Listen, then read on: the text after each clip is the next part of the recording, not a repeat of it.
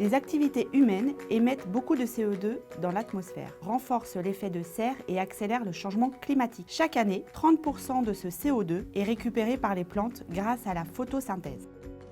Ensuite, lorsque ces plantes meurent et se décomposent, elles deviennent de la matière organique. Cette matière organique, riche en carbone, est essentielle à la fertilité des sols et plus généralement à l'ensemble des services écosystémiques fournis par les sols. L'augmentation de la quantité de carbone dans les sols contribuerait donc non seulement à stabiliser le climat, mais également à assurer un fonctionnement optimal des sols.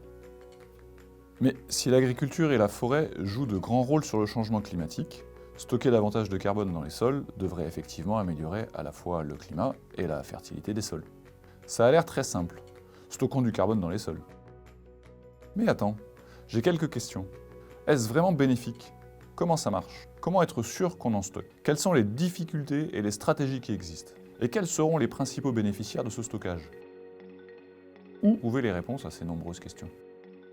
Dans le MOOC Sol et climat, au cours de ces 6 semaines, vous découvrirez l'ensemble des enjeux des processus biophysiques, mais aussi techniques et socio-économiques de la dynamique du carbone dans les sols.